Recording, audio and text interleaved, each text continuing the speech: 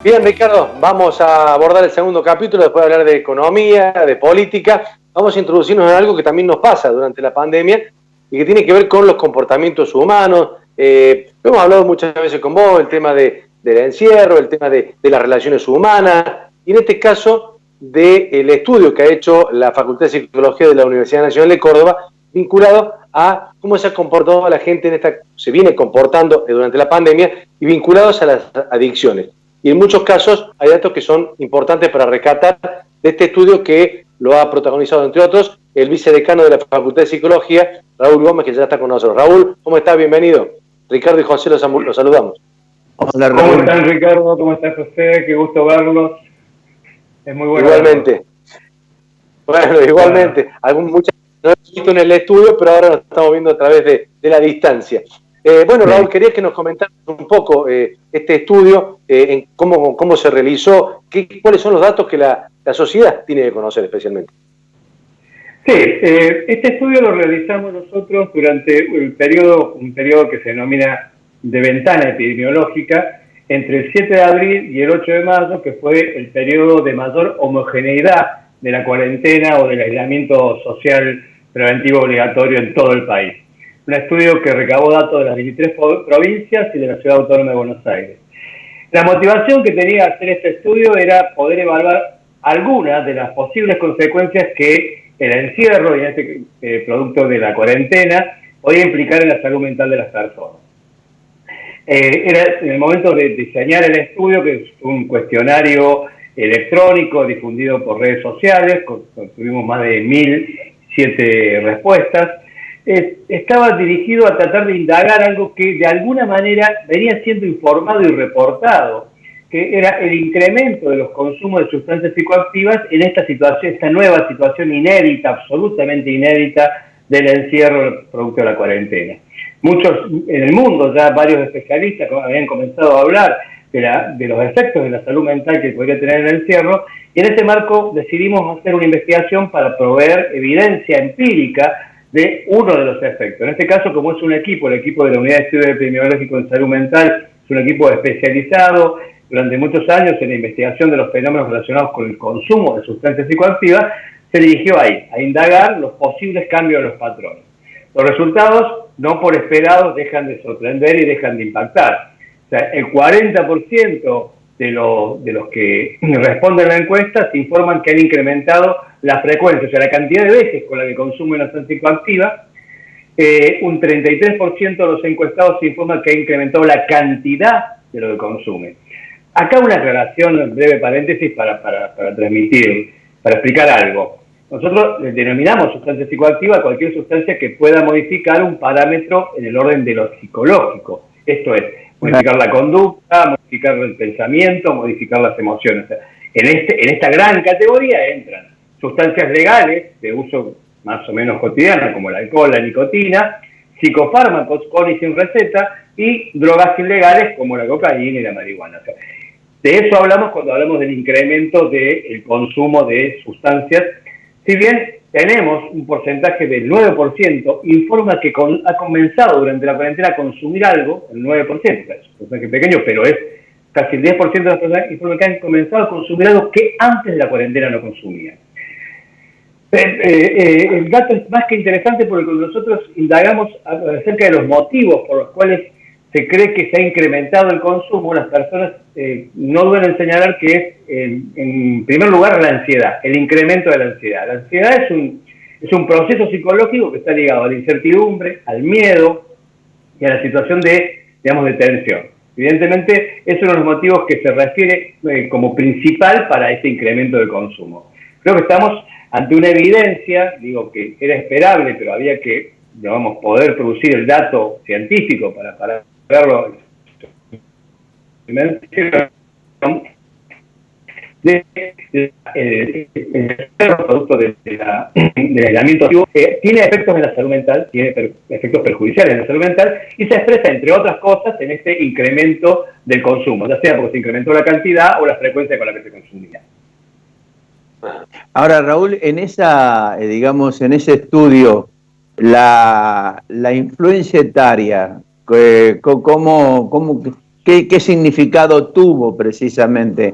Uno piensa generalmente que eso se da en sectores más vulnerables donde eventualmente eso puede ocurrir, pero personalmente creo que quien sufre más esto no es el sector vulnerable, sino el sector de mayor posibilidades económicas, que no está acostumbrado precisamente a vivir en encierro, en aislamiento o en situaciones de angustia que habitualmente no tiene.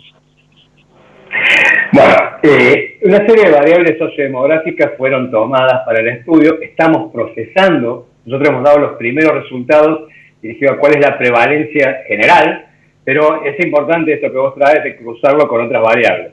Por ejemplo, encontramos que casi un 20% de las personas que respondieron a la encuesta señalaron que aunque continúan trabajando, sus ingresos han disminuido notablemente.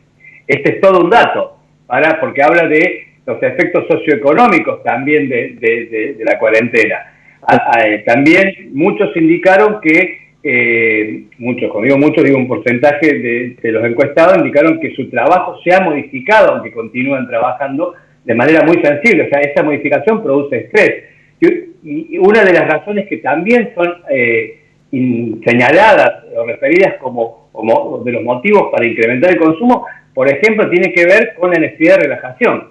La situación de encierro y la condición de teletrabajo, por ejemplo, implica niveles de estrés absolutamente desconocidos para algunos. Ni hablar de la incertidumbre ante la posibilidad de perder el trabajo. O sea, todos estos datos los vamos a ir procesando para hacer, digamos, por así decirlo, cortes por edades, por situación socioeconómica, para especificar más en detalle. Por ejemplo, te traigo otro dato que para nosotros también es revelador de lo que viene, porque nosotros en esta encuesta también le preguntamos cuán creía si era difícil o muy difícil poder controlar el consumo posterior a la cuarentena, o sea, disminuir o cesar ese consumo. Y un 20% de los encuestados señala que le va a ser un poco o muy difícil poder cesar o controlar el consumo después de la cuarentena.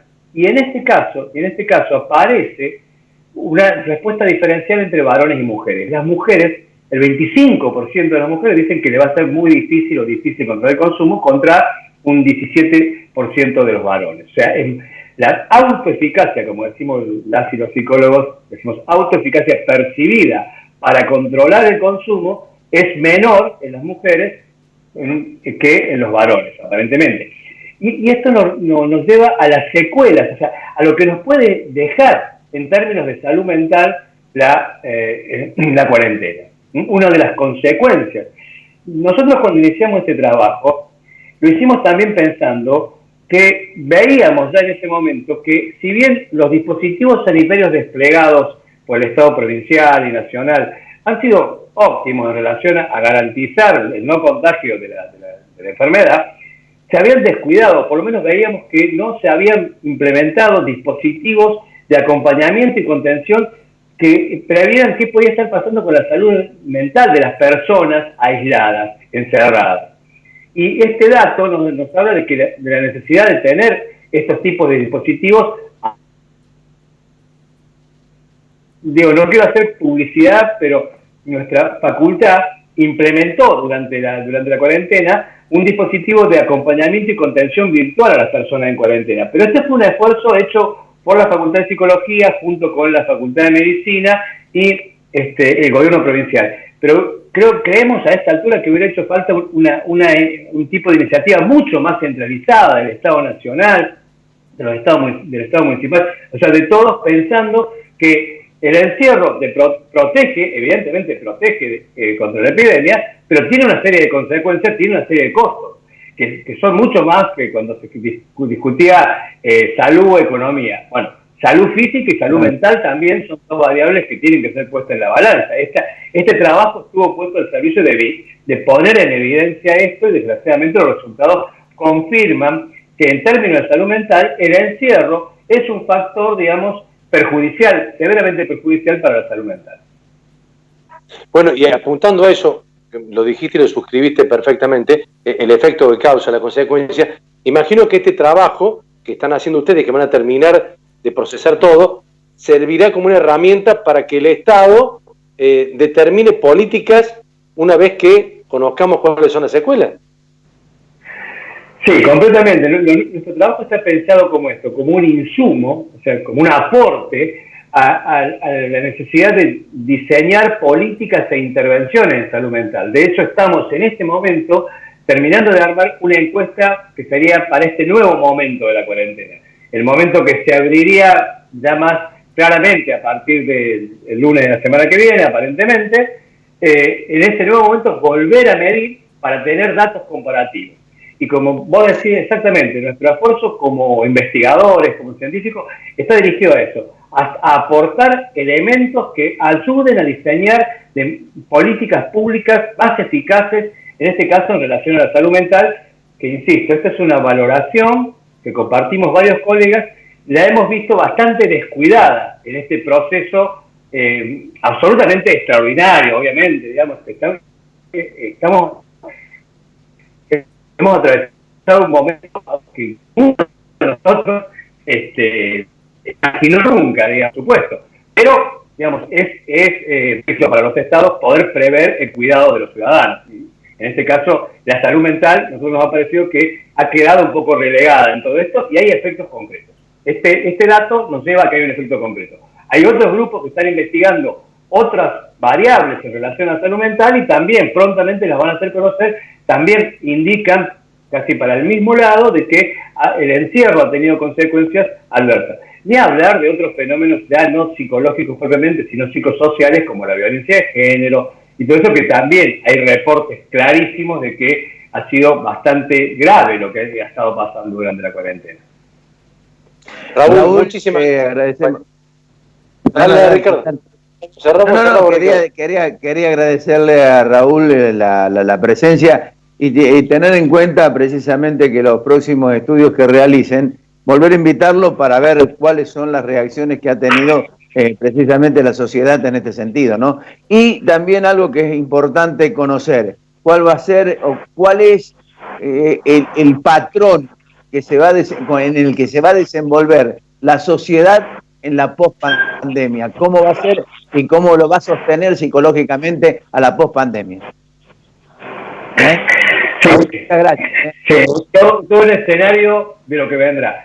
Muchas gracias a ustedes por la invitación, por la difusión de estas investigaciones. También nuestro aporte también tiene sentido cuando los comunicadores lo toman y lo hacen visible. Eso es lo que ayuda a que realmente sean un aporte a las políticas públicas, porque por ahí hay mucha investigación y por ahí tarda en llegar a aquello que toman las decisiones.